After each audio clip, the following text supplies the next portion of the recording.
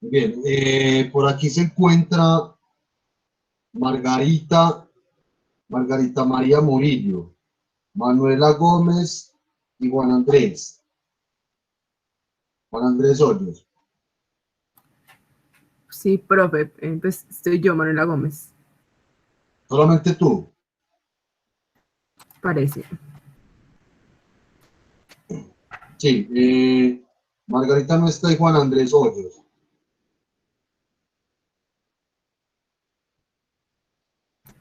Bueno, No ¿y quién están, no sé falta? por qué.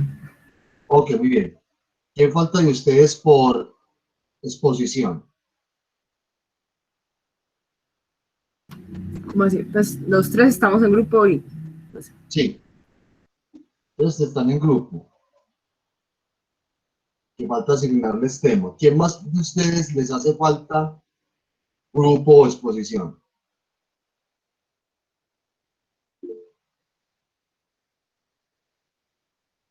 Sara. Ok, muy bien. Bueno, por aquí hay una compañera que se llama Sara Estefanía Echeverry, no tiene grupo y bueno, tienes una opción, tienes dos opciones, perdón. La primera, y conversar con, por aquí con Manuel en condición de representante del grupo, eh, te puedes hacer con ellos, aún no tienen el tema de exposición, pronto les informaré cuál será la exposición, o también la puedes hacer de manera individual. Listo. Entonces, mira, Manuela y compañera Sara, para que conversen si está la posibilidad, o, o Sara, o la puedes hacer individual. Listo. Listo, Manuela. Para que me digan ahorita al final de clases si sí o si no. Se llama, ¿dónde está Manuela? Manuela Gómez, ¿cierto? Listo, las pongo en contacto a las dos ahí por chat, ya se conversan ustedes si desean, si tienen disponibilidad, pues para que unan esfuerzos ahí y configuremos este grupo, pues, para que nos quede cuatro integrantes. O en caso tal pues, de que no lleguen a acuerdos, pues ahora puedes exponer también la temática de manera individual. ¿Listo? Listo, Sara.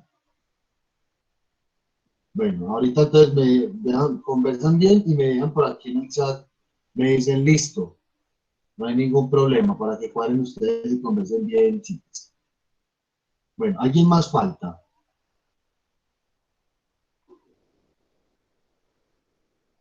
¿Nadie más? Muy bien. Bueno, ¿dónde está Cristian Álvarez? Yo, Santiago, Higuita, Laura Isabel, Valencia y Ana María Carmen.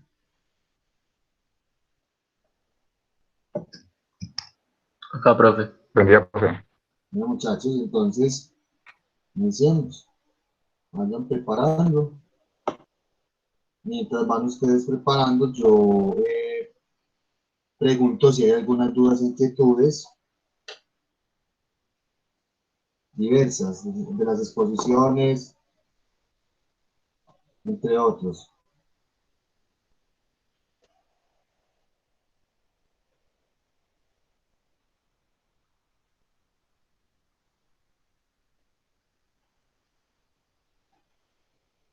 Ok, muy bien.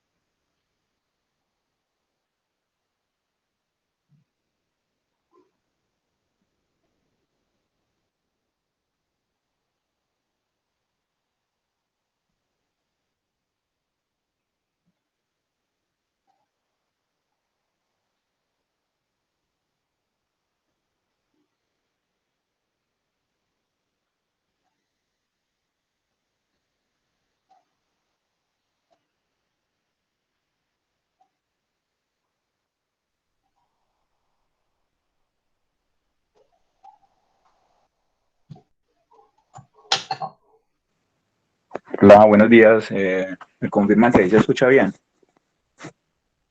Sí, señor, se Listo. escucha. Y en caso tal que se vaya a internet y me dan una esperita mientras vuelve. Está súper malo. Bueno, Un eh, momento, muchachos, él está presentando pantalla. Ahora sí, muy bien, sí, sí. muy Bueno, a bien. nosotros nos tocó pues teoría crítica, cultura de masas e industrias culturales. Nuestro equipo está conformado por Cristian Álvarez, Ana María Cano, Laura Isabel Valencia y yo, Santiago Higuita. Cultura de masas, ¿qué es cultura de masas? El tema se comenzó a hablar en el siglo XIX, pero durante la segunda mitad del siglo XX vuelve y se retoma con dos posiciones que comienzan a debatir respecto a las multitudes que comienzan a aparecer y a partir de la tecnología de la comunicación se, se evidencia un fenómeno. Entonces así surge pues el término de cultura de masas, que lo que pretendía era incluir los medios de comunicación audiovisuales, radio, cine, televisión, diarios y revistas, y pues hoy en día pues ya tenemos internet y redes sociales. En este lo que se trataba de poner los bienes culturales al alcance de todos, adecuándolos a un nivel de que el receptor entendiera fácilmente. Dice que pues los dos que estaban como debatiendo esto, los llamaban los aristocráticos o los apocalípticos, y otros lo que eran los integrados. ¿Qué decían los apocalípticos o los aristocráticos, que era la élite?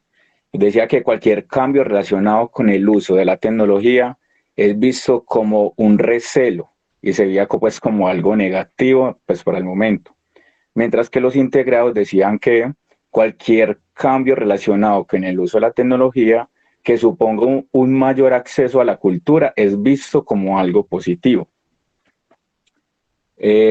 Niche, que en la cultura de masas, que surge un término que es la cultura alta.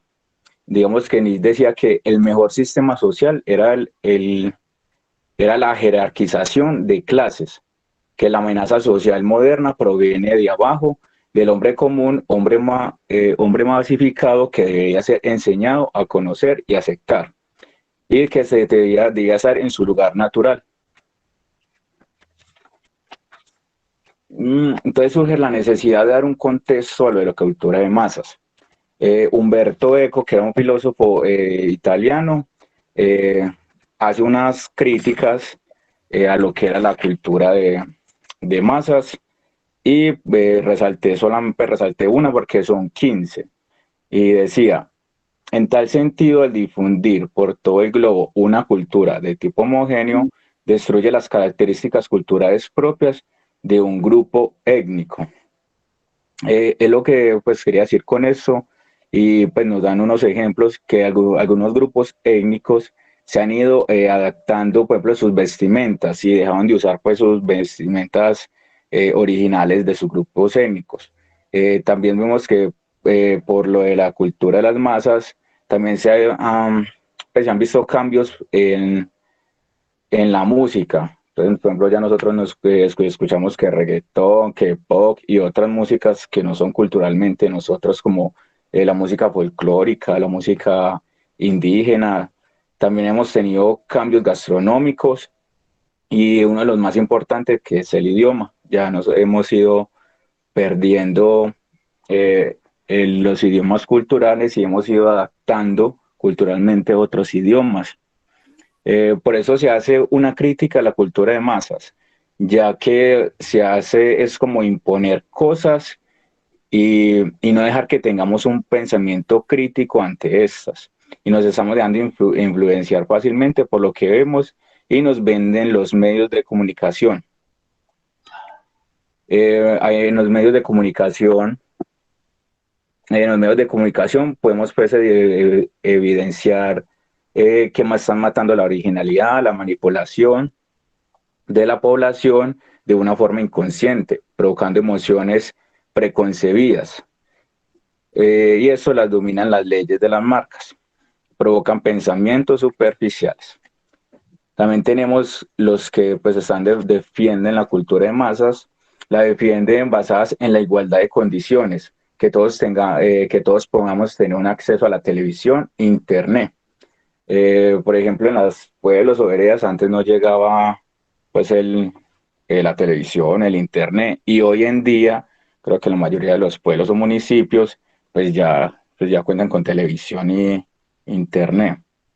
También permite a las comunidades menos favorecidas de estar informadas de lo que sucede en sus países. No debemos dudar de la capacidad que tenemos para ser personas críticas ante lo que vemos, pero para esto necesitamos lograr una educación de cultura de masas. Uno de los principales aspectos a tener en cuenta de la cultura de masas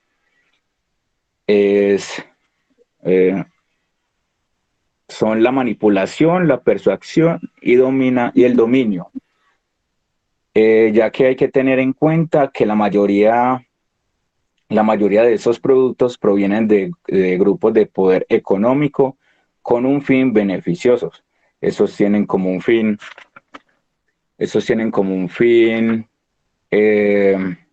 la persuasión, el dominio de la cultura de masas, no exclusiva del sistema del poder, sino que es un hecho industrial.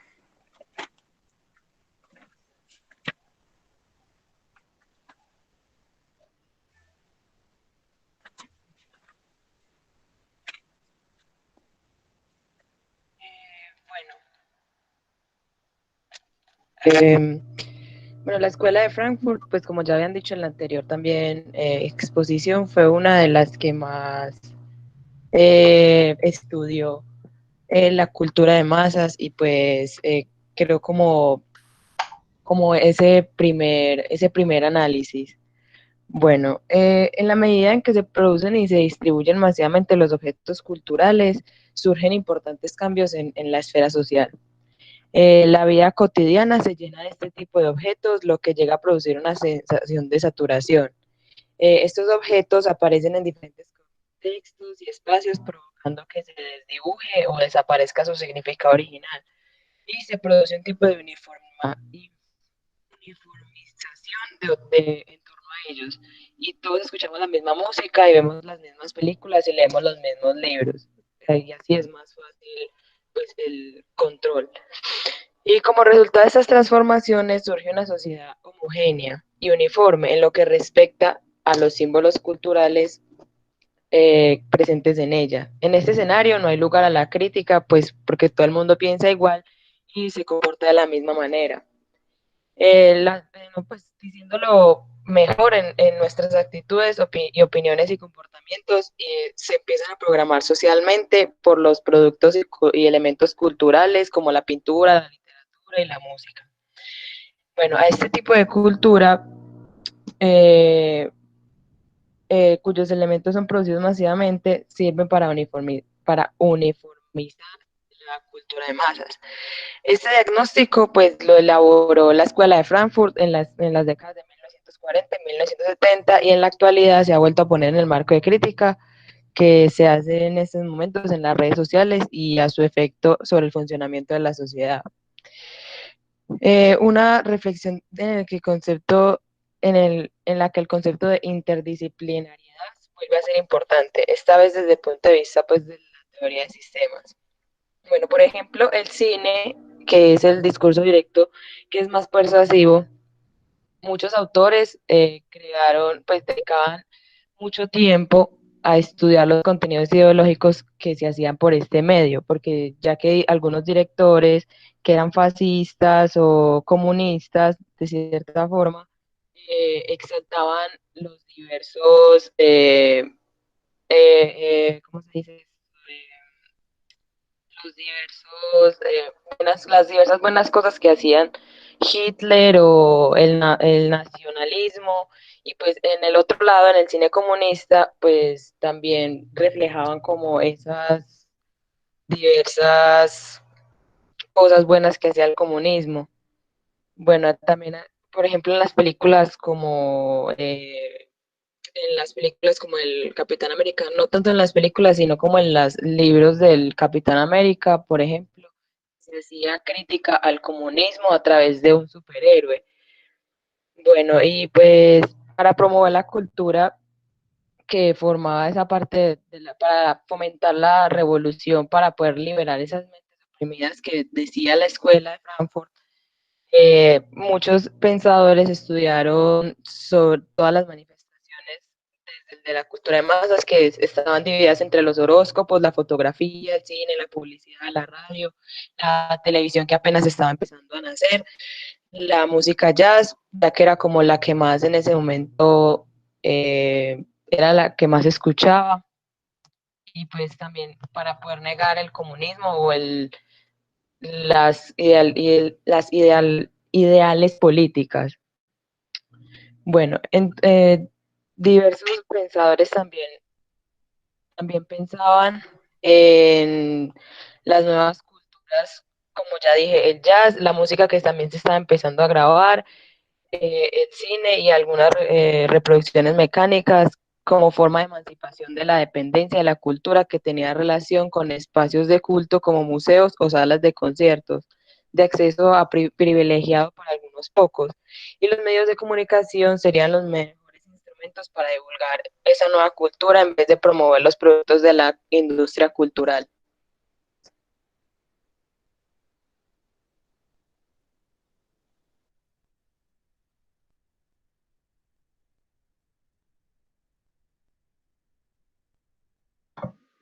Buenos días. Yo les voy a hablar de las industrias culturales. Bueno, este término de industrias culturales nació hace más o menos 50 años en Alemania, de la mano de Theodor Adorno y Max Horkheimer, que ya pues el compañero había hablado un poco de ellos. Ellos hacen referencia al conjunto de sectores encargados de la creación, la producción, exhibición, distribución y difusión de servicios y bienes culturales, tales como el arte, el entretenimiento, el diseño, la arquitectura, la publicidad, la gastronomía y el turismo. De las industrias culturales que provienen del fenómeno conocido como cultura de masas, ya pues el compañero habló un poco de eso. Las características de las industrias culturales son la intersección entre la economía, la cultura y el derecho, la incorporación, la creatividad como componente central de la producción, el contenido artístico, cultural o patrimonial, también los bienes, servicios y actividades frecuentemente protegidas por la propiedad intelectual, que son como pues los derechos de autor.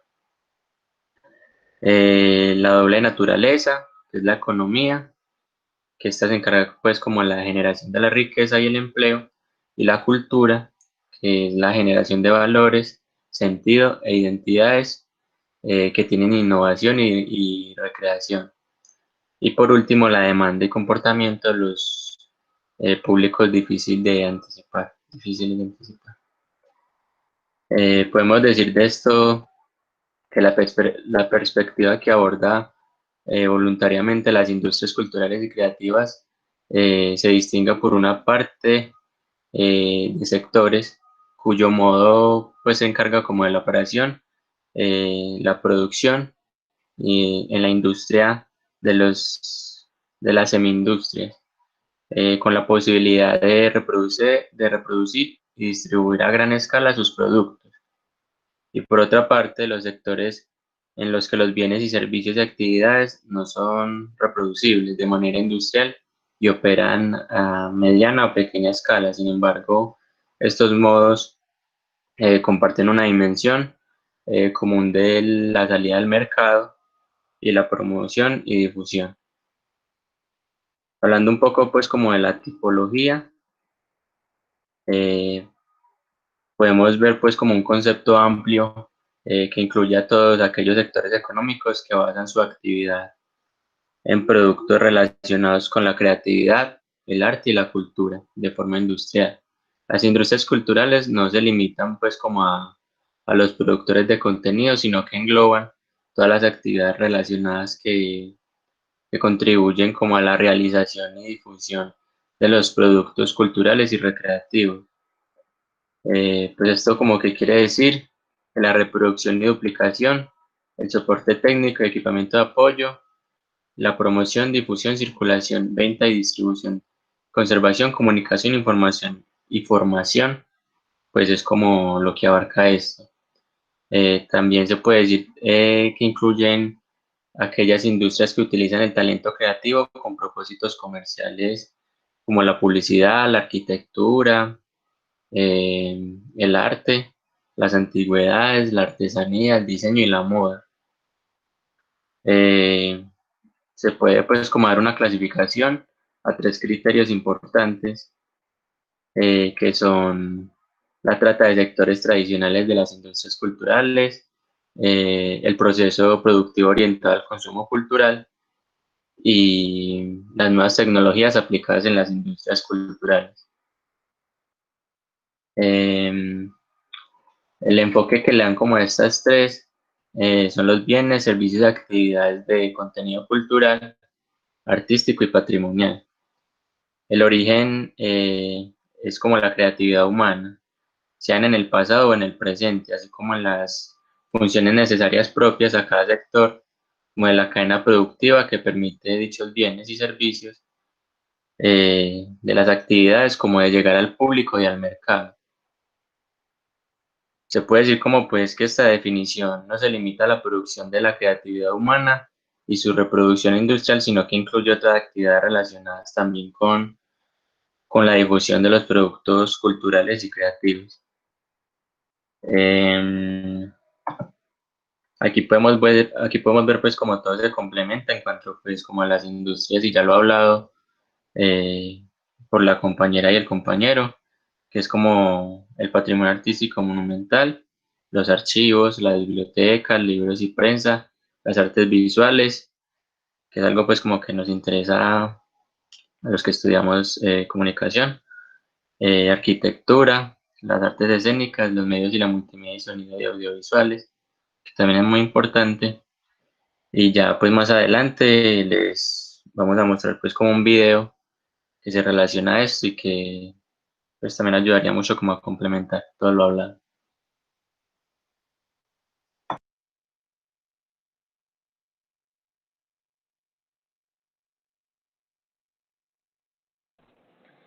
Bueno, yo voy a complementar un poquito lo que han dicho mis compañeros. En la cultura de masas hay tres pilares fundamentales que son la cultura comercial, que se refiere a los procesos, el lenguaje y los procedimientos que sirven para comprender actividades económicas. También está la sociedad de consumo, que es un tipo de sociedad en la cual existe un consumo masivo no solo de bienes, sino también de servicios. Y la publicidad institucional, que es una técnica de comunicación múltiple que utiliza en forma paga los medios de difusión para obtener objetivos más que todo comerciales. Como es un tipo de comunicación, está presente un emisor y un receptor. En este caso, el emisor sería el enunciante y el receptor sería la audiencia. Bueno, se dice que la cultura de masas se dio principalmente por el surgimiento de los primeros medios masivos de comunicación, como la imprenta, la radio, el cine, y ya pues más recientes la televisión y el internet. Y se dice que gracias a la cultura de masas fue posible que el capitalismo alcanzara su mayor éxito. Referente a las industrias culturales, las podríamos definir como una producción de cultura con fines lucrativos. A pesar pues de que sea con fines lucrativos, esto ha posibilitado mucho el crecimiento en que todas las comunidades puedan tener acceso a los contenidos culturales. Y algunos ejemplos de industrias culturales serían la producción cinematográfica, los sellos discográficos, los proveedores de cámaras, luces, sonido, editores de libros, pues todas estas cosas. Algunos representantes de, sobre todo lo que hemos hablado, serían Humberto Eco, que decía que el modo de divertirse, de pensar, de imaginar de las clases populares es inducido por los medios. con esto también se refería a que la cultura de masas ofrece expresiones culturales de la burguesía a los sectores populares. Bueno, Theodor Adorno decía que la industria cultural impide que nos formemos de una manera independiente y autónoma. Y Herbert Marcuse, que decía, la libertad de la política significaría la liberación de los individuos de una política sobre la cual no ejercen ningún control efectivo. Del mismo modo, la libertad intelectual significaría la restauración del pensamiento individual absorbido ahora por la comunicación y adoctrinamiento de masas, la abolición de la opinión pública junto a sus creadores. Aquí él hace una crítica al control de la opinión pública que ejercen los medios de comunicación masiva, como ya habían dicho mis compañeros al principio. Profe, tenemos unos videos, pero le queríamos preguntar si usted los puede poner porque... Sí, Sí, mándame los links por acá por el chat, yo los reproduzco para que los veamos y no los podamos ver bien.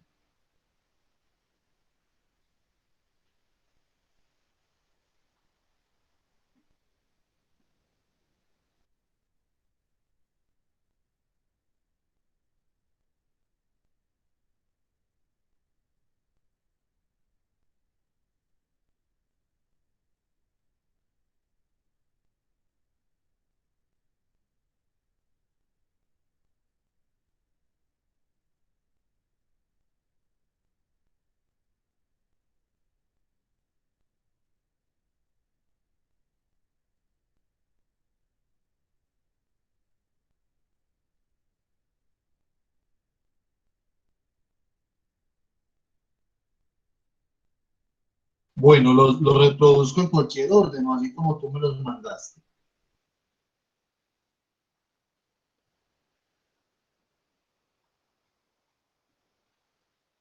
Hola,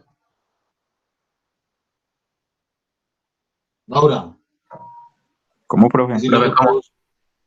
lo reproduzco en el orden que me los mandó tu compañera. Sí, por favor.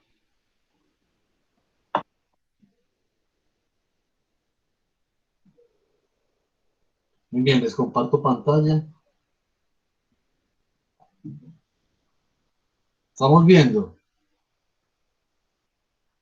Sí. Muy bien.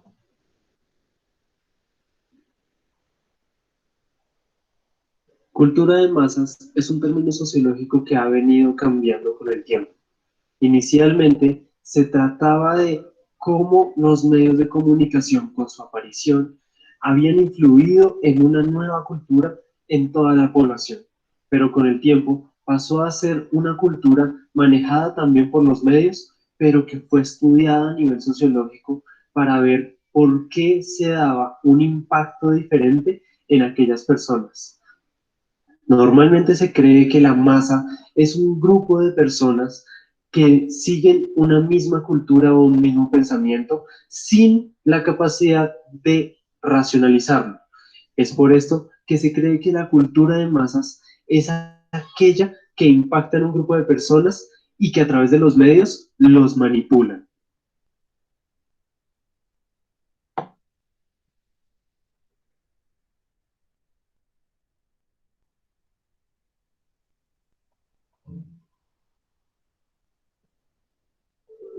Cuenta la historia que el concepto industria cultural surgió hace más de 50 años en Alemania, de la pluma de dos teóricos de la escuela de Frankfurt, Theodor Adorno y Max Horkheimer, quienes estaban preocupados porque a la cultura que ellos asumían como las bellas artes se le aplicaban técnicas de reproducción más apropiadas para construir un auto que para transmitir ideas o promover transformaciones sociales.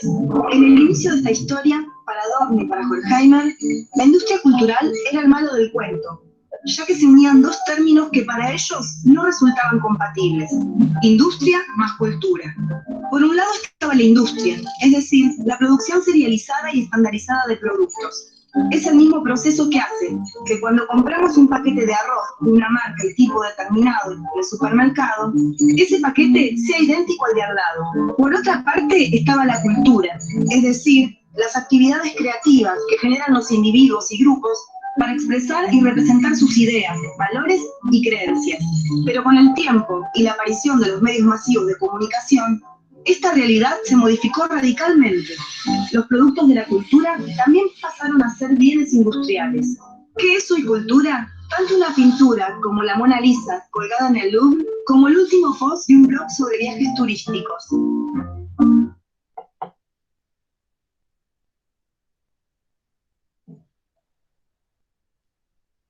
Muy bien, muchachos.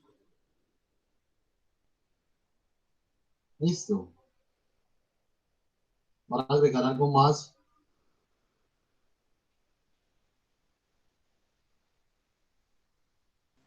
No, profe, ya. Ok, muy bien. Bueno, compañeros, ¿tienen alguna pregunta, alguna inquietud, algún comentario? Hola, ¿se escucha? Sí, igual.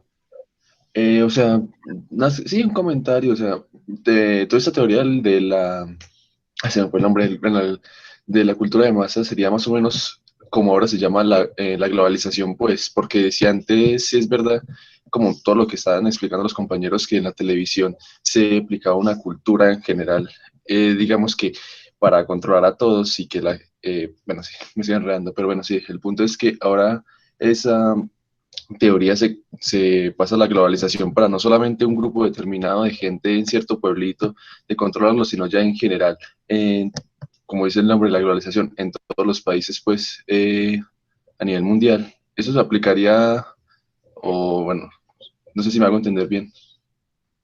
O sea, Pues tendría yo, vigencia el día de hoy. Lo que quieres decir es eso, Juan. Que se aplicaría al contexto actual. Pues sí, Sí, seguro que es la idea que quieres expresar, la pregunta, comentario. seguramente, seguramente, y está muy temprano para sí. Ok, Profe, pero pues, lo que él quiere decir es como, pues que antes como que manejaban la gente por la televisión.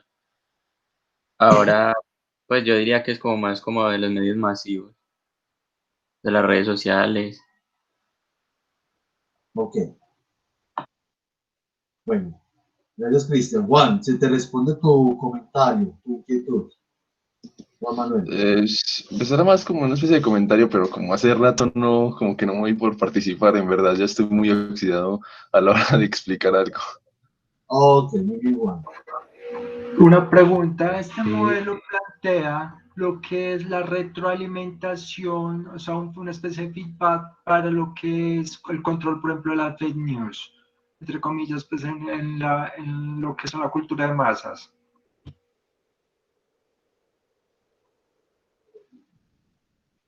Muchachos, bueno, ahí nos está preguntando John Edison, ¿qué piensan ustedes, expositores? que pues yo, pues no sé, aquí yo no soy expositor, pero sí quisiera como comentar. Sí, Juan, dale. Que tanto lo que dice el compañero de la globalización como lo que plantea el otro compañero de las fake news, me parece que son cosas que surgen a partir de esto que es la cultura de masas y lo que se pretende con la cultura de masas, que es homogeneizar pues como a la población para que consuman, digamos, un mismo producto o para que les gusten un mismo tipo de música o para que sigan un mismo pensamiento, eh, como para llevarlos a ese tipo de manipulación. Entonces, las fake news son como una herramienta para también proporcionar esa cultura de masas y la cultura de masas repercute en lo que es la globalización también, porque también se busca como homogenizar al mundo completamente por medio de la comunicación y sí, por medio de la comunicación, porque la comunicación es básicamente lo que mueve al mundo. Muy bien, Juan. Bueno, los expositores, ¿qué opinan de las intervenciones sobre la pregunta de John Edison? El comentario también que, por la acotación que nos hace Juan José. Sí, porque con eso los fake news, lo que ahí nos decían pues que nosotros tenemos que, digamos, que tener un contexto de esto y de estudiar. Yo creo que a todos nos ha pasado, no sé, con la mamá, el papá, un abuelito, que todo lo que ven en internet lo creen. Entonces uno tiene que estarles diciendo que no crean todo lo que ven pues en internet. Pues al inicio solamente era pues lo que era la televisión, cine y periódicos, pero hoy en día tenemos pues ese fenómeno que son las redes sociales, que pues constantemente están publicando y publicando cosas, ya sea pues buenas o malas, reales o no, o distorsionadas. Por ejemplo, un ejemplo de Donald Trump ganó por ejemplo, las elecciones por medio pues vía pues de lo que se hacía publicidad pues por medio del internet. Entonces hoy en día es algo que es muy visible y eso que es pues que comenzó hace demasiado tiempo, pero que cada vez como que adquiere más herramientas para, para hacernos una cultura de masas. Y pues digamos que el internet eh, nos puede llevar a reflexionar y tener un pensamiento crítico también de qué es mentira y qué es verdad. Pero antes, cuando solo había una comunicación limitada y cuando la comunicación apenas se estaba volviendo masiva, como los periódicos, como el cine, como todo esto, era mucho más fácil controlar las masas. Digamos pues que ahí había más facilidad. Acá, en la actualidad, también se pretende lo mismo y se logra, pero hay más dificultad porque digamos que todo el mundo puede subir información, ¿cierto? Y la información está ahí en la palma de nuestras manos, en el celular y todo. En cambio, antes la información solo llegaba a través del periódico, llegaba a través de la radio y llegaba a través de como de estas plataformas de comunicación que podían controlarse y manipularse mucho más fácilmente porque era lo único que les llegaba a los espectadores. Digamos, por eso es que se controlan las ideologías desde las guerras en la Alemania nazi o desde pues la Guerra Fría con el capitalismo y el socialismo en la Unión Soviética. Claro que ahí ya se empezó a entrar pues como otro tipo de comunicación, pero sí se manejaba mucho lo que era pues como en los periódicos y todo eso. Actualmente también, pero digamos que con la internet manejando tanta información y pues tanta cantidad de mentiras que uno puede percibirlas, digamos, más fácilmente, no como antes que solo la información que está en el periódico está y entonces la gente piensa que es verdad porque está en el periódico y ya. Igual. Eso es otra duda. Ahí se Sí, menciona en este modelo que lo que la adquisición de, bueno, lo que la parte de la monetización y la cultura, o sea, la remuneración por la cultura. Estamos hablando de que la remuneración también entra lo que la parte bancaria a jugar un papel importante en este asunto o cómo sería la interacción con la banca. ok, John Edison, muy bien. Es una pregunta pues también para los expositores. ¿Qué opinan ustedes?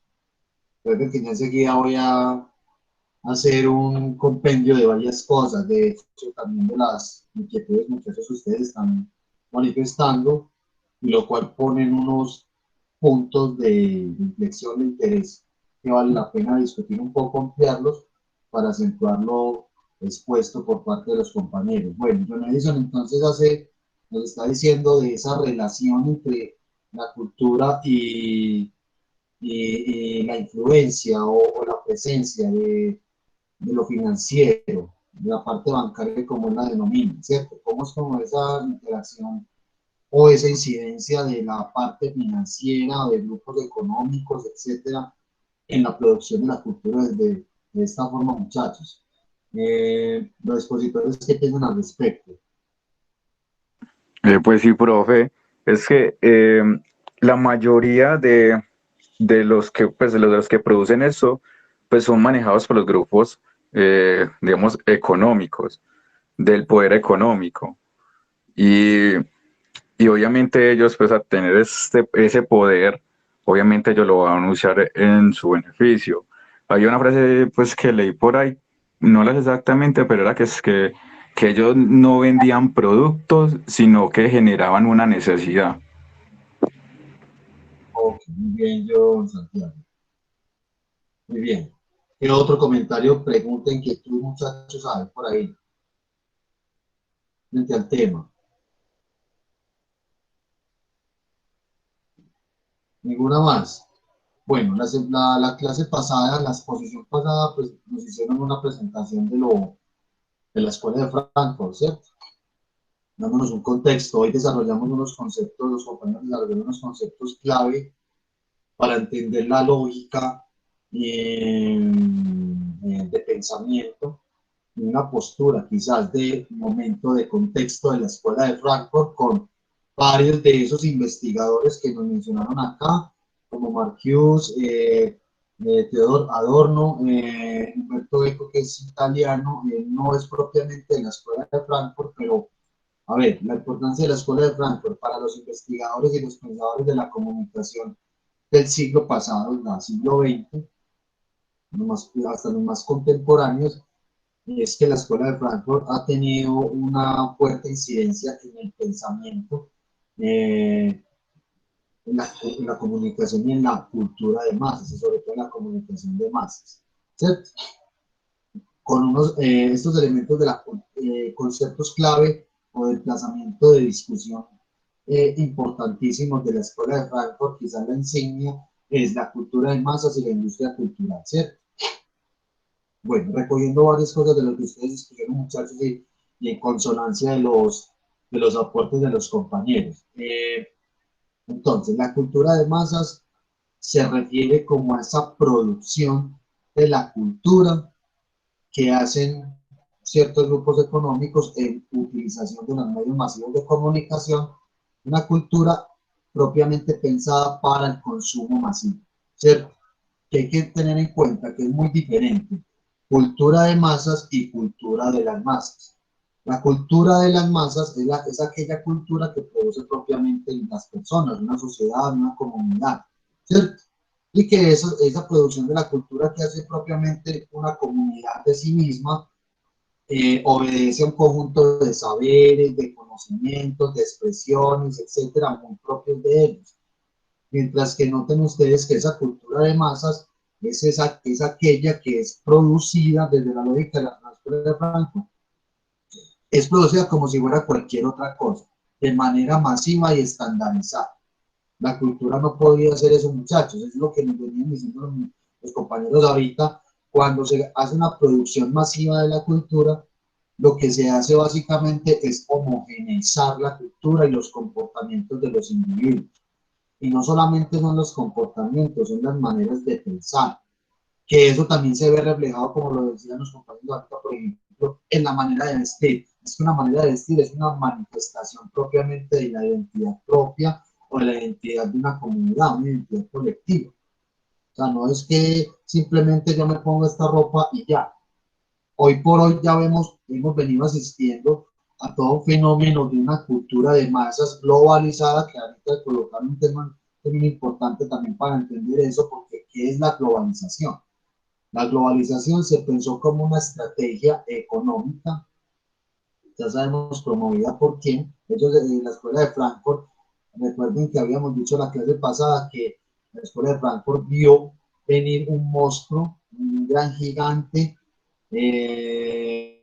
silencioso, y que era el capitalismo. El capitalismo lo que hizo, muchachos, no solamente fue, o sea, bajo esa consigna del desarrollo del progreso, industrializó los modos de producción y a su misma vez, bueno, en esa industrialización de los modos de producción, de la economía, pues, ¿qué pasa bajo esa plataforma capitalista? Y es que hay algunos grupos que concentran el poder y otros que terminan subyugados a ese poder, ¿cierto? Entonces, recuerden que la Escuela de Frankfurt tuvo unas orientaciones o más bien unas consideraciones ideológicas de tipo marxista, es decir, que creían todavía en un asunto de la lucha de clases, ¿cierto? Y que inminentemente el mundo se iba a ver en conflicto entre modelos capitalistas, un modelo de pensamiento capitalista con un más de corte socialista, ¿cierto? Eso fue una pugna que hay, son los dos polos, ¿cierto? Opuestos totalmente, y ya hemos visto lo que ha pasado con eso hasta el día de hoy. Bueno, lo cierto es que entonces la globalización se pensó como entonces una estrategia por parte del capitalismo para extender o expandir su modelo de producción económico, entre otras cosas, y no solamente era que los procesos de manufactura o industriales se industrializaran desde la lógica de la economía capitalista, sino que otros elementos muy propios de la gente, otros aspectos muy particulares de las sociedades entraron en ese juego. Tal es el caso de la cultura. La cultura se empezó a ver como un bien o una mercancía que era eficiente y efectiva en términos de su venta, de su producción, obviamente de su venta. Entonces, fue lo contraproducente de eso. Nosotros entonces, por el fenómeno de la globalización y dado, por ejemplo, el fenómeno también de las telecomunicaciones y la internet, nosotros, cualquier persona del mundo, cualquier individuo de cualquier sociedad del planeta, ya tenía la oportunidad no solamente de acceder a dispositivos y herramientas tecnológicas producidas en otro lado, sino que también tenía la posibilidad de consumir información proveniente de otras fuentes, ¿cierto? Es decir, en el caso específico de los medios masivos de comunicación, televisión, prensa, radio, nosotros ya empezamos, cualquier persona del mundo, y incluso nosotros empezamos a asistir a un consumo de una serie de productos o de contenidos y una serie de informaciones de tipo mediáticas provenientes de otro lado, y a su misma vez eso nos permitió en parte conocer el mundo a través de los relatos y la mirada de otros, ¿cierto? Pero lo cierto es que a su misma vez la Escuela de Frankfurt y otros pensadores ya más contemporáneos de la Escuela de Frankfurt, bajo esa misma orientación de lo que nos proponen en esta corriente de pensamiento, es que se avisoraba lo siguiente: la cultura, recuerden, se empezó a ver como bien una mercancía que se producía masivamente, y que esa producción masiva lo que tiene, una de las características que tiene, es la homogeneización del producto. Entonces, ¿qué pasa cuando la cultura es producida desde esa lógica y es como si fuera un molde el mismo para todos? La cultura es un asunto muy complejo y muy intrínseco en cada comunidad, en cada grupo social, muchachos. ¿Cierto?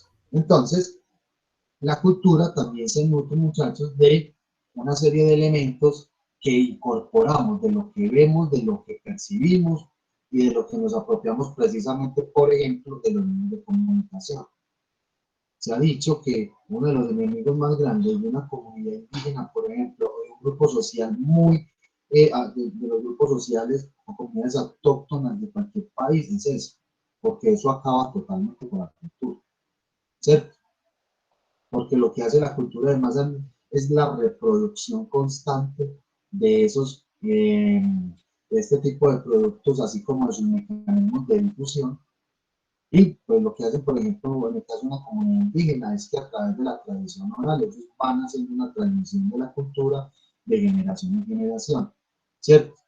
Pero al llegar a este tipo de cosas que estamos planteando, pues eso precisamente hace que los relatos se construyen de otra manera, o no se cuenten de esa manera, que no se garantice, digamos, esa transmisión de la cultura propiamente de una comunidad. Entonces, hoy por hoy nosotros podemos decir, muchachos, este término lo vamos a tocar aquí más adelante, concepto que vamos a desarrollar en teoría de la recepción que viene el destino, y ustedes ganen la asignatura, la materia. Hay un concepto que se llama hibridación cultural, concepto interesante y muy articulado a esto que estamos hablando acá, de ese concepto parte de esto que estamos hablando acá, y que se aplica más para el contexto sobre todo latinoamericano, porque mire esa palabra como suena, hibridación, de híbrido, ¿qué es eso? ¿Cierto? Entonces, en el caso latinoamericano, en particular en ese asunto de la hibridación cultural. De otro lado, entonces, volviendo a este muchacho, ya sabemos de que la cultura de masas es esa concepción que se tiene de que la cultura se convierte en un producto, un bien, una mercancía que es producida masivamente, que tiende a homogeneizar la cultura de las sociedades o de otras comunidades, y por ende esa homogeneización lo que hace es que el individuo pierda toda una capacidad de pensamiento crítico y reflexivo. De hecho, no sé, muchachos, ustedes en la consulta que hicieron, encontraron de pronto el concepto de hombre más. ¿Cierto? Es lo mismo, cultura de masas, ese individuo que hace parte de, o está supeditado a toda esa lógica de la cultura de masas es denominado un hombre más. No, un individuo supeditado al consumo. ¿Listo? Y que no tiene criterio, no tiene pensamiento crítico ni reflexivo. Simplemente es pensado para el consumo. Eso no está alejado de nuestra realidad. Lo cierto entonces es que lo de la globalización, muchachos, entonces se entiende mucho desde esta perspectiva, ¿cierto? Porque no solamente, la globalización no solamente permitió acercar países distantes, pues acercar a partir de qué, no geográficamente, ¿cierto? Sino a través de otros artefactos, a través de otras lógicas. Tal es el caso de la tecnología y tal es el caso de la presencia de funcionamiento de los medios de comunicación masivos, ¿cierto? Por otro lado, entonces, cuando se habla también de esa industria cultural no es diferente a la de la cultura de masas. Aquí ya se está pensando en una industria de la producción de la cultura de masas, ¿cierto? Y que esa industria cultural lo que reúne son una diversidad de expresiones y manifestaciones artísticas y culturales que hoy por hoy hablan, por ejemplo, y noten ustedes que es una consigna de muchos gobiernos en la actualidad, que la economía naranja, ¿cierto? Que eso todavía le falta despegar muchísimo. Yo en lo personal no lo entiendo muy bien cómo es que funciona eso, pero se piensa desde las industrias culturales, ¿cierto? Lo cierto es que si bien se ve como un aspecto positivo en términos de que la cultura genere también recursos económicos de sostenimiento, y sabemos de antemano que la cultura es uno de los aspectos más golpeados en una nación, ¿cierto? En términos de que tampoco tiene inyección financiera.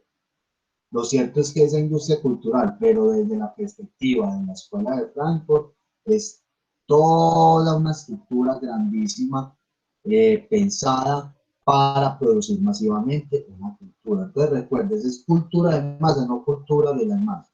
Una cultura que se piensa desde el capitalismo para producir la misma cultura como si fuera un bien o una mercancía. Y eso tiene unos efectos en las personas, desde lo que les estoy diciendo, en el sentido de que cada individuo es pensado para el consumo. Listo, solamente para eso. Y la cultura no solamente es eso, compañero. La cultura, mire las incidencias que generan las personas. A uno le permite construir su identidad, a uno le permite construir una identidad incluso colectiva, no de manera personal, a uno le permite saber por qué se siente colombiano, qué crees que es colombiano, por ejemplo, ¿cierto? Que hoy por hoy, y bueno, también hemos visto incluso, muchachos, conflictos bélicos internacionales basados en asuntos étnicos, religiosos y culturales. Es muy importante que es eso. Entonces, también lo que ustedes estaban diciendo ahorita, de la globalización es uno de esos efectos pensados estratégicamente para la expansión del capitalismo como modelo económico, político y de pensamiento incluso. ¿Cierto? Sí, profe, Sí, básicamente todas esas guerras y todo lo que se ha producido es como la imposición de las culturas, sí, exacto. como, y eso se basa en lo que es la colonización, es imponer una cultura a una población que uno quiere conquistar, por decirlo así. Sí, claro. Lo que pasa, hola, sí, hola. ¿Quién activó el micrófono? Yo, Juan José Arango. No, sí, claro, pero bueno, pensé que iba a hablar alguien más. No, me pareció muy bien. Entonces, bueno, o sea, en ese análisis de esos conflictos bélicos de algunos países, de algunas regiones, lo que se puede entender precisamente es que se predomina una cultura frente a la otra, lo cual pues es un fenómeno interesante en la medida en que están dominando su propia cultura. Y de hecho, miren la forma que tienen, sobre todo en el Medio Oriente, con el capitalismo, con Estados Unidos, ¿cierto? Ellos entienden muy bien todo esto que estamos hablando precisamente y se cuidan bastante. Lo cierto, compañeros, es que, bueno, volviendo al caso, y para terminar ese concepto de lo que estamos hablando de la globalización, eso es un efecto, eso es desarrollo un poco tardío del capitalismo, como les digo, como modelo económico, político, entre otros, y de pensamiento, pensado estratégicamente, ¿cierto? Para la expansión pues, del capitalismo como tal, y que eso genera unos efectos adversos como es lo de la cultura, que estamos hablando acá, ¿cierto? Y que algunos lo defienden como también hay unas miradas diferentes a esos aspectos positivos de la globalización. Indudablemente es una estrategia propiamente del capitalismo promovido no solamente por Estados Unidos, sino que también por otras regiones del mundo, sino que siempre se le ha atribuido como la participación a Estados Unidos, ¿cierto? Como fundador. Listo. Por otro lado, muchachos, también ustedes estaban mencionando ahorita el fenómeno de las fake news. Me parece interesante que lo hayan colocado porque es un fenómeno comunicativo e informacional de la actualidad. ¿Y cómo se relaciona con esto? Pues claro, compañeros, en el contexto de la globalización, en el escenario de una comunicación hiperactiva, ¿cierto? Que traspasa fronteras, ya estamos acudiendo a informaciones diversas de cualquier lado del mundo y de cualquier fuente.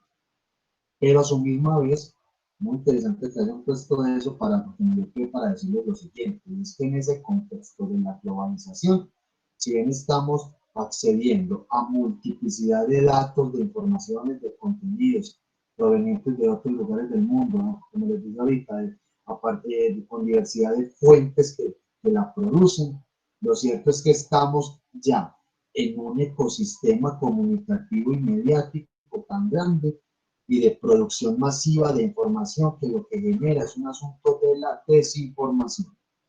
Entonces, ojo, eso es un concepto clave también para entender el fenómeno de las fake news. Más adelante, muchachos, les voy a mostrar unos elementos importantes para analizar fake news, cómo es que se producen, qué pasa y cómo opera eso. ¿Listo? El asunto de las fake news, entonces, compañeros, lo podemos entender desde esto que estamos hablando acá de la Escuela de Frankfurt como como una consecuencia de un momento histórico determinado que está viviendo la humanidad en términos de que hay tanta proliferación de información y hay tanta cantidad de datos que lo que producen no es diversidad, no es, no es amplias opciones en términos de acceder a la información, al consumo, incluso a producir, es desinformación. O sea, aquí más es menos, ¿cierto?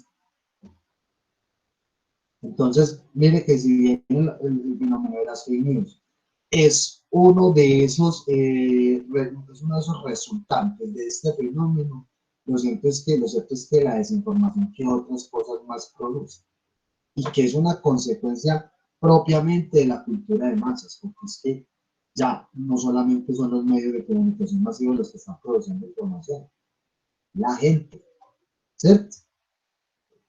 Y que hoy por hoy, mire que la Escuela de Frankfurt en el contexto en el que se dio hace mucho tiempo, siglo pasado, bueno, no es que estamos tan adelantados en el siglo XXI, que ya hablamos del siglo pasado, lo cierto es que hay unas fuertes implicaciones o unas incidencias o más bien unas reflejos de ese pensamiento de la Escuela de Frankfurt aplicado hoy en día a diversidad de fenómenos que las sociedades actuales y contemporáneas están viviendo en materia tecnológica, en materia de economía, en materia de economía política, en materia de medios de comunicación, entre otros. ¿Listo? Vamos a tener un poquito, muchachos expositores. Aunque información estuvo bien mi aporte. Claro que sí, profe. Sí, profe, quedó más claro todo. Muy bien. Sí, profe, muchas gracias. Con gusto, Cristian, muchachos, y listo, don Edison, mis compañeros también por las intervenciones. un tema interesante. Bueno, no lo vamos a descartar porque listo, ya terminamos la exposición y nos vemos por ahí pico y chao. No, eso es transversal. Vamos a ver reflejos en otras teorías o en otros los temas que toquemos en el curso, donde tengamos que ver y traer de nuevo el concepto de cultura de masas. Esto no nos puede olvidar, muchachos, esto es el que va a estar presente. ¿Listo? Y que dudo mucho que se acabe, se va a transformar.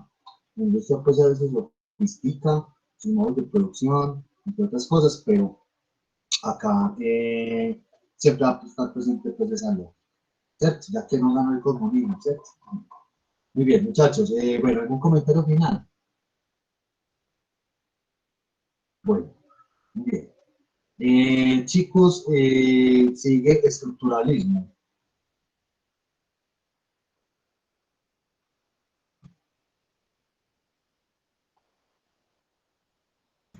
Sí, profe, ya vamos a comenzar a compartir. Ok, bueno, Juliana, si hablaste con tu compañero. Profe, no. Ok, muy bien, listo. Entonces lo haremos mi compañera Viviana y yo. Muy bien. ¿Me confirma si el audio se escucha bien? Sí, el audio está muy bien, muy bien.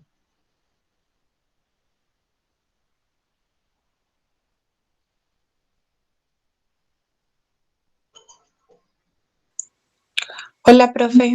Hola, Viviana, hola, Juliana. Hola, bueno, nosotros vamos a hacer el estructuralismo. Éramos pues como 4 compañeros, pero pues 2 como por problemas personales no van a poder estar, así que lo vamos a presentar nosotras. Muy bien. Listo, profe, buenos días. Como ven, mi nombre es Juliana Castaño Mora y el día de hoy mi equipo de exposición y yo, o sea, Viviana y yo, vamos a hablar sobre el estructuralismo. Vivi, pasa a la siguiente ahí. Eso. El estructuralismo es un enfoque de investigación de las ciencias sociales que creció hasta convertirse en uno de los métodos más utilizados para analizar el lenguaje, la cultura y la sociedad. El movimiento del estructuralismo lingüístico se sitúa a comienzos del siglo XX. Su iniciador fue Ferdinand de Saussure con su curso de Lingüística General en el año 1916, que fue una obra publicada póstumamente, es decir, algo después de, en este caso, la muerte, por 2 de sus discípulos, quienes se basaron en apuntes de clases de estudiantes que habían escuchado Saussure durante sus 3 últimos años en la Universidad de Ginebra. El estructuralismo surge como una reacción frente a las investigaciones lingüísticas comparativistas de la gramática comparada, frente a las investigaciones diacrónicas de la gramática histórica y frente a las investigaciones positivistas de los neogramáticos. Para entrar más en contexto, los neogramáticos fueron un grupo de lingüistas, principalmente alemanes del siglo XIX. Bueno, este nuevo movimiento propuso una nueva concepción de los hechos del lenguaje, considerándolos como un sistema en el cual los diversos elementos que lo integran ofrecen entre sí una relación de solidaridad y dependencia. De todos modos, la noción de lengua como sistema era admitida antes de la aparición de Saussure, pero Saussure, además de reforzar esa idea, agregó la idea de que la lengua es forma y no sustancia, y de que las unidades de la lengua solo pueden definirse mediante sus relaciones. Como se mencionó anteriormente, el estructuralismo fundado por Saussure, que habla de la estructura de un sistema lingüístico, continuó desarrollándose en Europa por lingüistas posteriores, surgiendo más tarde diversas escuelas estructuralistas, como la Escuela de Ginebra, el Círculo Lingüístico de Praga y la Escuela de Copenhague.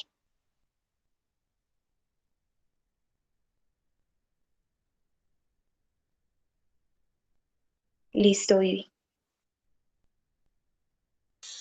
Profe, ¿me das un momento, porfa? Sí, dale.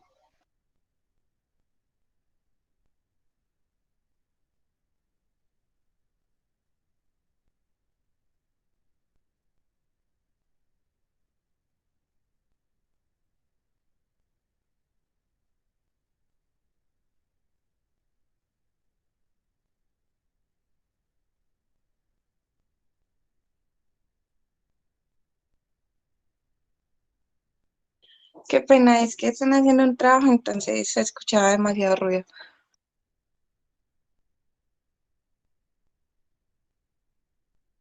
Bueno, están los postulados del estructuralismo, son varios, pero me quise pues como enfocar en algunos y serían los siguientes. ¿Se escucha? Sí, sí, de Bueno. acuerdo. Significado y significante. El significado es el concepto y el significante es la imagen acústica. Lengua y habla. El lenguaje es el código constituido por signos lingüísticos y reglas de combinación, es decir, el sistema. Mientras que el habla es un acto particular materializado por el emisor que cifra un mensaje utilizando el código lingüístico. Para eso tenemos un ejemplo y es que son demasiado importantes los dos, ya que es como querer tener una hoja, pues este ejemplo lo dieron en una de las, pues como donde lo estuve investigando, y es como tener una hoja y rasgarla, pero querer que una de las partes no se afecte. Entonces, y pues obviamente la otra sí. Entonces, es como saber la importancia de lo que uno puede llevar a la otra, pues como eh, los signos lingüísticos y las reglas de combinación y pues las personas y pues cómo se transmite. La sincronía y diacrónica. El estudio de la lingüística es el estudio de la lingüística desde el punto de vista sincrónico, que estudia la lengua en su estado actual, mientras que el estudio lingüístico desde un punto de vista diacrónico se centra en la lengua desde una perspectiva histórica y evolutiva. Y tenemos finalmente la lingüística interna y lingüística externa, que es la lingüística interna estudia las lenguas en sí mismas, mientras que en la lingüística externa se encarga de estudiar el componente social de las lenguas. Bueno, tenemos acá una de, pues como características o las tres principales que las da, pues que las da una de las personas que lo aporta, que es Jean Piaget, que es un epistemólogo y biólogo suizo que da aportes a la teoría constructiva del desarrollo a partir de su propuesta evolutiva de interacción entre el sujeto y objeto. Entonces tenemos la totalidad, pues hay más probabilidades que elementos. Las transformaciones, ya que poseen un equilibrio dinámico, y la autorregulación, pues suponen un sistema de transformaciones automoduladas por un sistema cerrado. Listo. Ya seguimos con sincronía y diacronía. Saussure estableció la distinción entre estos dos conceptos: la diacronía, que atiende a los cambios lingüísticos que suceden a lo largo del tiempo, y la sincronía, en cambio, atiende al estado de una lengua en un momento dado, haciendo abstracción del factor temporal. Un estudio sincrónico de la lengua tiene que tener en cuenta la simultaneidad de los signos lingüísticos dentro de un espacio temporal. En este sentido, el estudio sincrónico se asimilaría a hacer una fotografía de la lengua y estudiarla en su imagen estática, sin tener en cuenta la variabilidad temporal. Entonces, este tipo de estudio proporciona el conocimiento de una lengua en un momento determinado, a partir del cual pueden llevarse a cabo estudios diacrónicos, esto es, estudios que tengan en cuenta su evolución e historia. En el aula se habla y se escucha, se escribe y se lee. Además, se evalúan como se dicen oralmente y por escrito las cosas. Es decir, no solo se valoran los contenidos, sino también los comportamientos comunicativos. Por lo tanto, es fundamental tener en cuenta tanto los usos reales de enseñantes y aprendices como las expectativas respecto a cómo hay que utilizar el habla y la escritura, la escucha y la lectura en el proceso de enseñanza y de aprendizaje. Con la idea de la sincronía se abre la puerta a la consideración de la lengua como un conjunto de elementos, cada uno de los cuales mantiene relación con los restantes.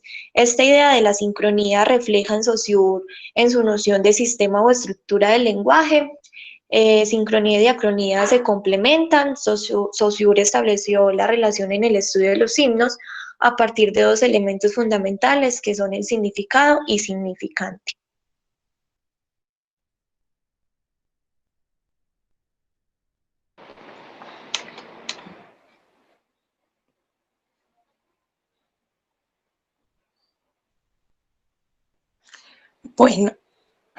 Bueno, tenemos acá el estructuralismo europeo y estadounidense. Bueno, en la Escuela de Praga, que es la más destacada inicialmente, con miembros como Roman Jakobson o Nicolás Trubetskoy, su mayor legado dentro del estructuralismo hace referencia a la fonética.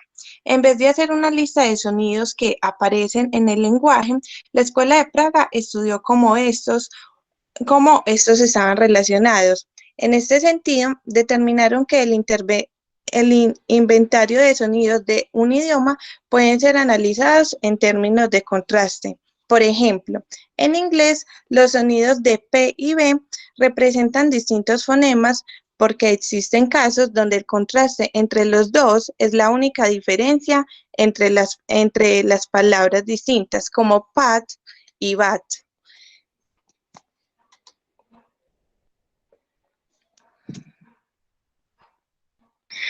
Listo. Para finalizar está el estructuralismo estadounidense. Leonard Bonfi fue un filólogo y lingüista estadounidense, uno de los representantes importantes del estructuralismo estadounidense. Él desarrolló su propia versión del estructuralismo lingüístico, conocida como distribucionalismo.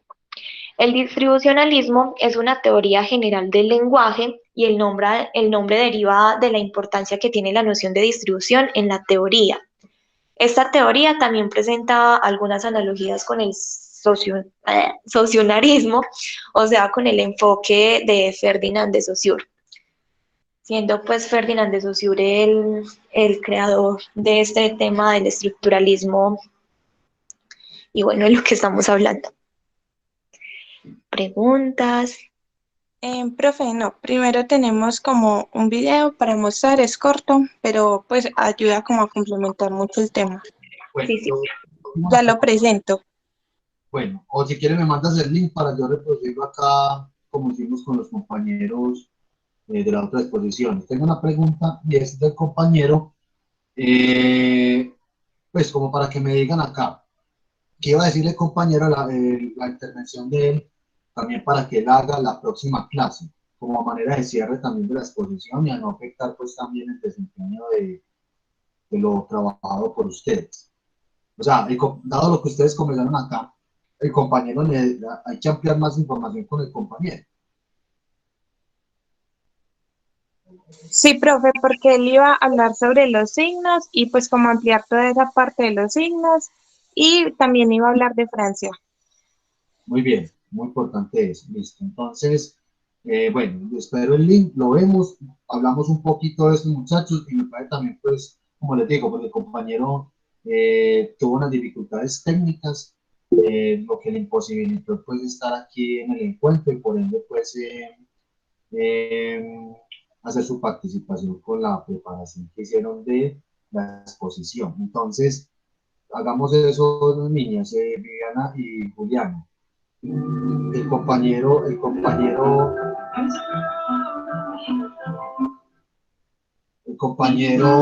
Profe, perdón. lo puedes iniciar desde el segundo 14, porque al principio pues no es importante. Ok, muy bien, pero sí, entonces lo que les estaba diciendo, que para no afectar la exposición y también para ampliar otros aspectos del tema del estructuralismo, entonces que el compañero, para que también hable, niñas, le digan, y bueno, ya también la grabación de la sesión, él complementa y cierra con la próxima clase. ¿Listo? Entonces, Listo. me dicen que a minuto 14, perdón, Sí, segundo 14, 14. por acá.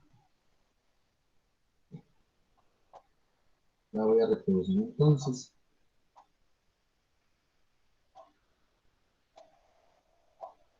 Bueno, estamos viendo pantalla acá, estoy aquí en el minuto segundo 14. Comencemos por la definición de estructuralismo. Piaget ha definido el estructuralismo como un método de investigación basado en el concepto de totalidad, autorregulación y transformación común no solo a la antropología y en la lingüística, sino también a las matemáticas, la física, la biología, la psicología y la filosofía. más fácil. El estructuralismo es un enfoque filosófico que busca las estructuras a través de las cuales se produce el significado dentro de una cultura. ¿Significado? De acuerdo con el estructuralismo, el significado es producido y reproducido a través de varias prácticas, fenómenos y actividades que sirven de sistema de significación. Ejemplos de ellos: la preparación de la comida y rituales para servirla, ritos religiosos, formas de entretenimiento, etc. El nacimiento que celebrar. La obra B es considerada su punto de origen, cuya principal propuesta es que el lenguaje no es ni una forma ni una sustancia.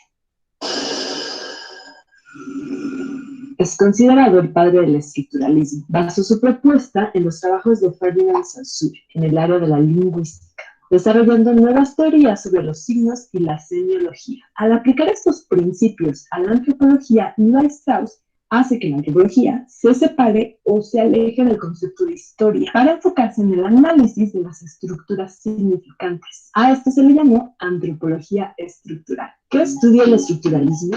El estructuralismo estudia las estructuras que confieren significados dentro de una cultura. El estructuralismo es especialmente aplicado en los estudios de antropología y lingüística.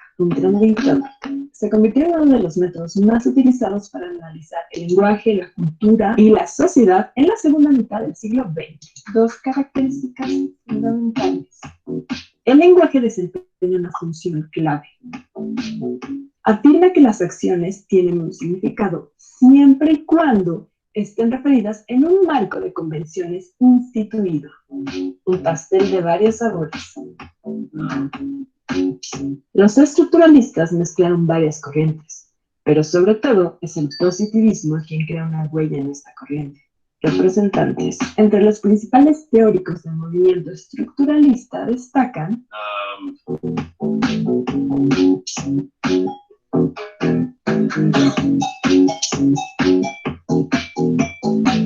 ¿realmente sutil el estructuralismo?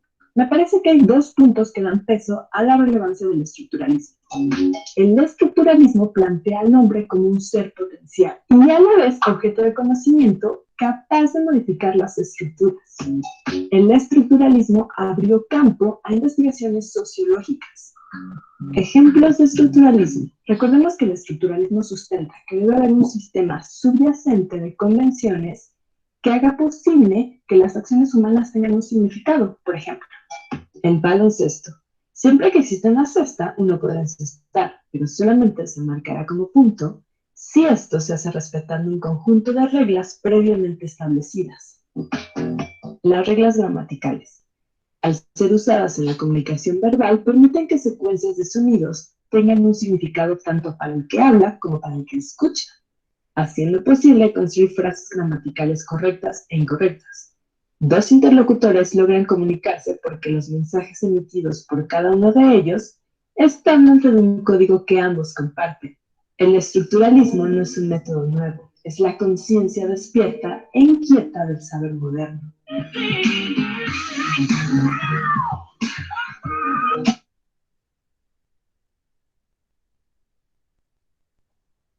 Muy bien, hasta ahí la chica, listo, ¿cierto? Sí, profe, era hasta ahí. Muy bien. Preguntas, inquietudes, muchachos. Profe, me surge pero no sé si es un complemento o es una pregunta ciertamente. Si estamos hablando de que el estructuralismo se refiere a la forma del lenguaje y las estructuras como tal, estamos hablando de que, por ejemplo, acá en Colombia, con tanto regionalismo, debería haber una escuela dedicada netamente como para estudiar todo lo que es los regionalismos, todos estos dichos populares del parcerismo, por ejemplo, o cómo iría en juego en este momento. ¿Cómo sería Muy bien, don Edison. Bueno, si la idea es que hagamos las preguntas, comentarios y que expositores, expositoras, pues nos den también su opinión frente a estas preguntas. ¿Qué opinan ustedes, chicas? Que tienen conocimiento, pues, al fin de lo que me está preguntando don Edison. Bueno, el estructuralismo, como se dice anteriormente, es el que estudia pues las formas o lo que está pues como la herramienta para poder, o sea, si lo hacemos en el lenguaje pues, en el lenguaje está como los códigos que serían pues el español, el inglés o el idioma y pues y ya como nosotros lo comunicamos. Entonces si lo traemos acá pues como a lo que estás diciendo que es el habla local, y si se podría hacer como una escuela enfrente, pues para aprenderlo, pues yo creería que es más de cultura. Entonces, de poderse hacer, sí, pero no sé, ay, profe, no sé cómo explicarlo. Ok. Em, profe, no sé cómo explicarlo bien. Juli, no sé. Pues no sé, yo diría que de cierto modo eso sí se estudia, pues en las diferentes, como dijiste, en español, en el inglés y bueno, en las ciencias sociales, en esas cosas, yo siento que eso sí se ve, sí se estudia también como el tema del lenguaje, de la cultura, obviamente. Y no sé, ahorita él habla del parcerismo, pues yo siento que acá, de hecho, el parlache, no sé si conocen de eso del parlache. Entonces, esos son términos que nosotros como paisas decimos y mira, pues ahí se estudia también un poco lo del parlache. No sé si me salí de contexto, pero bueno, sí se estudia como esa forma de expresarnos también el lenguaje. Muy bien. Muy bien, yo ya también redondeo algo de esa manera de cierre y en consonancia también con lo que nos pregunta John Edison. Muy bien, muchachos, ¿qué otras preguntas, inquietudes tienen ustedes? Comentarios.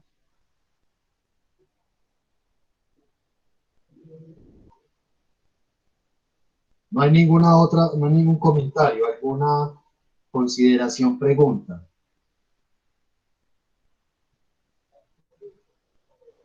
No hay nada más. Ya, bueno.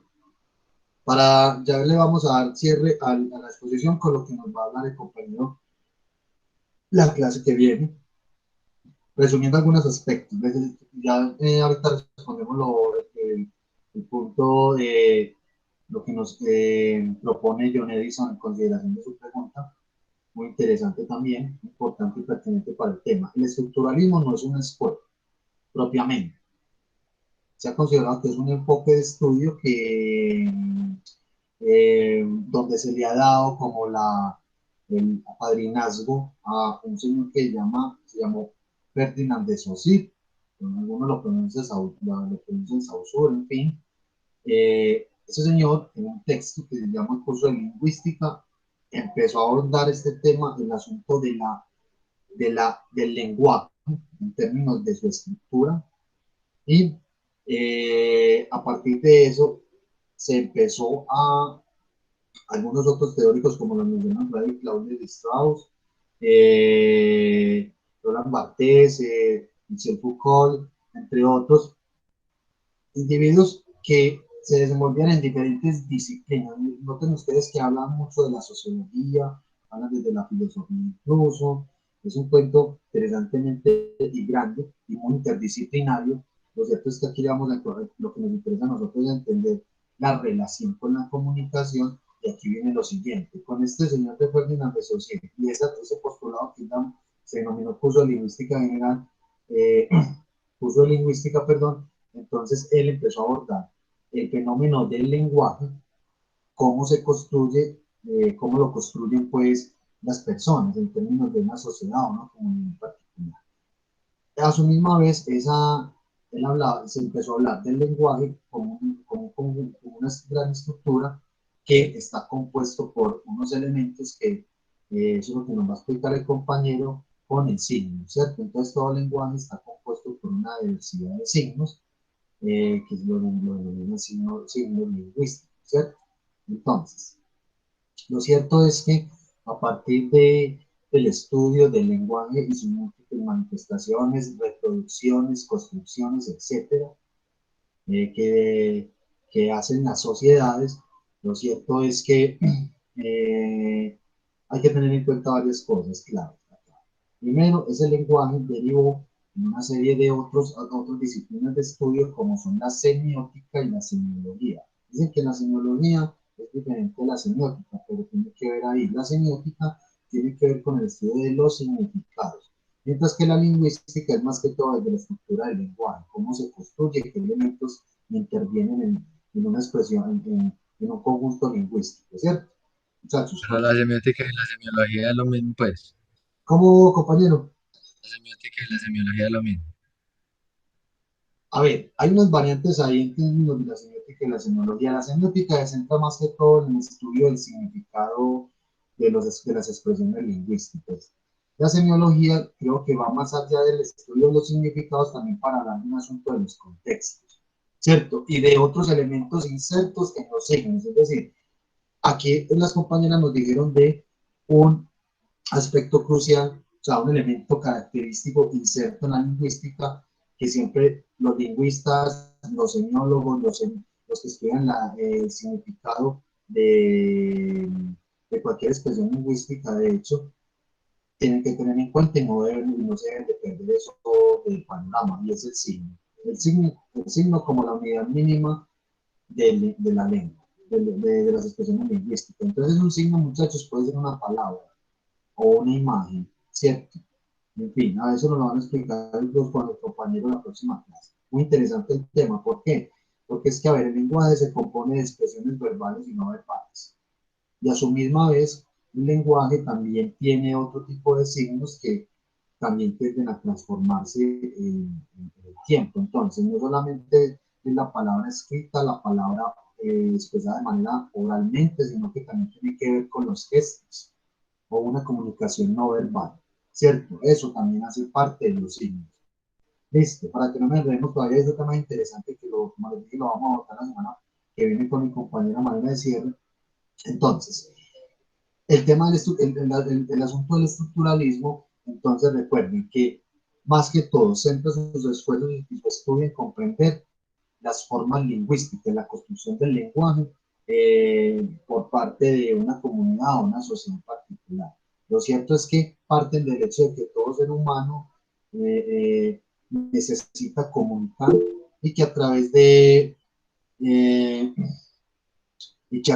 de esa necesidad comunicativa, los seres humanos crean una serie de elementos articulados, estructurados, que es el lenguaje, ¿cierto? Pero ¿qué pasa con el lenguaje? No es así tan sencillo, hay unas complejidades cada vez mucho más profundas y eso incide significativamente en los significados y en las interpretaciones que nosotros damos a las cosas, ¿no? En la realidad, del mundo, en la misma vida, etc. ¿Cierto? Entonces, cuando preguntaba John Edison del parcerismo, bueno, el término más concreto o correcto quizás, para referirse a esas expresiones lingüísticas que nacen, digámoslo así, un poco al margen de una estructura lingüística general, es decir, todos sabemos que nosotros hablamos el idioma español, el castellano, ¿cierto? Ese castellano a su misma vez tiene variantes lingüísticas, es decir, expresiones de tipo idiomáticas y lingüísticas diferentes al español que se habla en otros lados. Por ejemplo, en España, nosotros vamos a entender cómo hablan los españoles, pero no vamos a entender ciertos términos que ellos utilizan, ¿cierto? Cotidianamente, lo mismo ellos de nosotros. O lo mismo nosotros que hablamos en la lengua castellana, perdón, a diferencia de los mexicanos o los argentinos, porque hay unas expresiones lingüísticas muy propiamente de ellos, y también nosotros tenemos las propias, que denominamos argots populares, ¿cierto?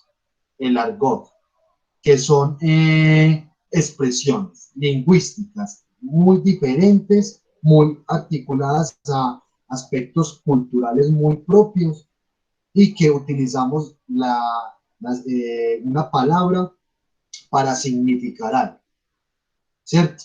Muy concreto en nuestra cultura. Entonces, a partir de esos argots, que en su momento también los denominaban vulgarismos, que no es un vulgarismo, ¿cierto? No es un vulgarismo, son argots, son expresiones populares lingüísticas, y que en Medellín, en el caso nuestro, que ahí viene lo que comentaba, lo que colocaba John Edison en consideración, es si estas expresiones lingüísticas, como denominadas como argot, eran motivo de estudio por parte de los lingüistas y la semiología, y la semiótica. Claro que sí, se llama parlache. El parlache es una estructura lingüística muy particular, solamente de aquí de Medellín, que se empezó a popularizar a partir de los años 80 en adelante, ¿cierto? Y que de hecho algunas películas, algunas piezas cinematográficas exhibieron, ¿cierto? Esas formas, esas expresiones lingüísticas, y que desde luego ocuparon interés de estudio en investigadores de diversas ramas, no solamente sociólogos o antropólogos, la misma comunicación como disciplina, para estudiar entonces esas estructuras lingüísticas, cómo se formaban, qué significados tiene la utilización o la expresión de una palabra, en qué contexto, porque eso es lo que vamos a aterrizar acá. El lenguaje no es solamente la articulación de un montón de signos, sino que es dependiendo también del contexto en el que se emplea, la importancia del contexto de la comunicación, ¿cierto? Y que esas expresiones lingüísticas, muchachos, también tienen que ver significativamente con las representaciones que nosotros hacemos de diversidad de cosas. Es decir, las representaciones no solamente son visuales o audiovisuales, son diversas. Y todas y cada una de ellas están insertas en la estructura lingüística que nosotros manejamos. ¿Listo? Entonces, creo que ahí complemento, chicas, y bueno, les pregunto, sí, complemento también lo dicho por parte de ustedes, y también dejo también como la consideración abierta para que nos haga el cierre compañero en la próxima clase. Sí, profe. Ok, muy bien. Sí, profe, súper ¿O me claro. equivoqué en algo? No, en nada. Nada. Así es. Muy bien. Sí, John Edison, mira, entonces, y para todos, entonces, esas expresiones lingüísticas que llamamos argots populares, se llama argot, se escribe A-R-G-O-T, argots, recuerden, son expresiones lingüísticas populares que se acentúan o se dan en unas regiones en particular, no solamente en Latinoamérica, hay incluso en otras lenguas, en otros idiomas también hay esas variantes lingüísticas, ¿cierto? Y que todas las expresiones es lo que enriquece también el lenguaje. En su momento se pensaba que eso mutilaba o era una... se pensaba pues que eso golpeaba o era contraproducente para la lengua madre, la lengua materna, ¿cierto? Pero no, lo cierto es que son transformaciones lingüísticas cada vez más recurrentes, muy populares, y que se han popularizado tanto que lo que son estas, por ejemplo, la Real Academia Española, que no es un diccionario, es una academia que reúne lingüistas y profesionales de otras disciplinas para debatir y discutir la utilización de un término, dado la popularización masiva y quizás mundial del término. Entonces hemos encontrado en este diccionario palabras que nacieron acá, ¿cierto? Como hay palabras que ya están en desuso. Y no solamente está la Real Academia Española, también hay otros diccionarios, muchachos, un poco más completos. O sea, el de la Academia Española que nosotros utilizamos en el colegio y que consultamos en la web, es el más sencillo de todos, porque cada vez más hay diccionarios, o sea, mucho más nutridos de definiciones, y incluso mucho más amplias las definiciones, porque uno va a encontrar definiciones diferentes en términos de una palabra. Listo, entonces el asunto acá se pone interesante con el estructuralismo cuando empecemos a hablar de este asunto del signo, el significado del significante. Chicas, también para que lo mencionen a compañeros. Que hablemos entonces, eso que es lo que creo que va a hablar de la construcción del signo, los elementos que componen el signo, el significado del significante. Vale la pena pues recordar que ejemplificar eso, la explicación pues debe estar ejemplificada pues para mirar qué es el significado del significante, y hablar un poquito bueno, también hablar de los símbolos, un poquito para que le digan, entonces, hablar de los símbolos, porque De ahí hay un montón de cosas, muchachos, que vamos a tocar en relación a la comunicación y vamos a hacer análisis del contexto actual de este asunto. ¿Listo? Estamos claros ahí, chicas, para que le digan al compañero y John Edison, respondo también a tu comentario, a tu pregunta. Sí, profe, y me disculpo porque es que ahorita se fue la luz por el barrio, entonces se cayó el internet, entonces tocó volver a conectarme, pero sí, yo escuché la última parte de la explicación que diste, profe. Okay. Igualmente quedó grabado la respuesta, ¿cierto? Para bien, que... profe. Muy bien, listo. Bueno, muchachos, ¿algún comentario final? Pregunta. No. Bueno, muchachos, entonces, bueno, es un tema también muy interesante. Ya recuerden, chicas, Viviana y Juliana, para que le recuerden a compañero. También les ayudan a recordar el tema de los símbolos. Y con eso cerramos la clase que viene. Listo, pues cerramos la exposición de la clase que viene y continuamos con las otras que están pactadas. Muchachos, no siendo más entonces, una clase muy fructífera. Espero que la hayan disfrutado y hay muchas cosas por debatir también. No siendo más entonces, dejemos por hoy así. Muchísimas gracias. Nos vemos dentro de 8 días. Si no hay más preguntas o comentarios finales. No, profe, muchas gracias. Ok, bien. Feliz día para todos y con buena salud.